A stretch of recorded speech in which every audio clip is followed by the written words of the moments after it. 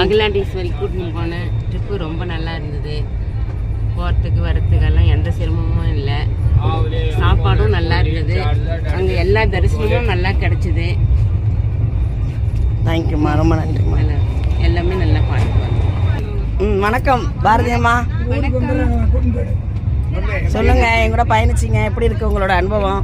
ரொம்ப சூப்பரா இருந்துச்சு. புது அனுபவமா இருந்தது. எல்லாரும் நம்ம எல்லாம் ஒற்றுமையா சந்தோஷமா நல்லபடியா எல்லாம் ஷேர் பண்ணிக்கணும். ஒருத்தர் பாகுபாடு இல்லாம எல்லாமே. நீங்க 10 பேர் இருந்ததுனால அழகா 2 ஆட்டோ கரெக்டா செட்டி சேர்த்து கிடைச்சிருச்சு. டக்கு டக்கு டக்குன்னு போயிட்டு வந்துட்டீங்க. 10 பேர் கம்மியா இருந்தாலும் கஷ்டம், கஷ்டம். நாங்க 10 பேர் இருந்ததால எல்லாமே நாங்க கரெக்டா போயிட்டு நல்லா தான் பார்த்து என்ஜாய் பண்ணோம். சூப்பர். தேங்க்யூம்மா, தேங்க்யூ. வணக்கம்.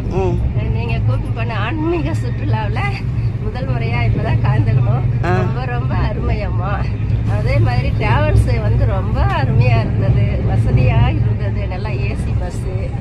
அதே போல சாப்பாடு கல்யாண சாப்பாடு மாதிரி நல்லா இருந்ததும்மா, சூப்பரா இருந்ததம்மா. எங்களுக்கு அதான் இன்முகத்தோட சிரிச்சு எங்களை அப்படியே வந்து எப்படி நீங்க எங்களை அரவணைச்சு அன்பா கூட்டிட்டு வந்து ரொம்ப அருமையம்மா.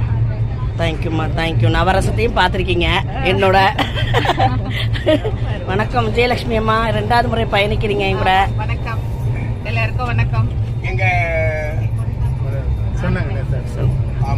சொல்லுங்கம்மா. சிவாய் நம, அன்பே சிவம். நாங்க எல்லாரும் திருப்பத்தூர் மாவட்டம் ஜோலார்பேட்டையிலேருந்து வந்திருக்கோம். நாங்கள் 10 பேர் சேர்ந்து வந்திருக்கோம்.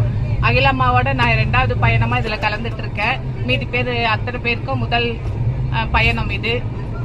இந்த ஆன்மீக யாத்திரை மிக மிக சிறப்பாக அமைந்தது. இந்த காசி யாத்திரை வந்து எதிர்பார்க்காத வண்ணம் நாங்கள் நிறைய இடங்களை சுத்தி பார்த்தோம்.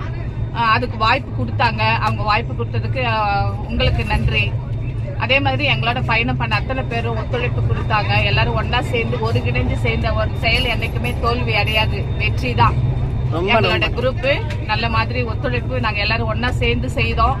ஒரு கை தட்டினா ஓசை வராது, 2 கை தட்டினாதான் ஓசை வரும்ன்றத நிரூபிச்சிட்டோம். நாங்க எல்லாரும் சேர்ந்து இறைவனோட திருவருள், அது எல்லாத்துக்குமே காரணம் இறைவனோட திருவருள் தான். அடுத்தது நம்ம இன்னைக்கு ஆரோக்கியமா உட்காந்து பேசிட்டு இருக்கிறோம்னா அதுக்கு காரணம் நீங்க தான். ஏன்னு கேட்டீங்கன்னா, ஒண்ணு உணவு, உறைவிடம் முக்கியமா நமக்கு வேணும். உடை நம்மகிட்டே இருக்கு. உணவு வந்து வேலைக்கு கரெக்டா கொடுத்தீங்க.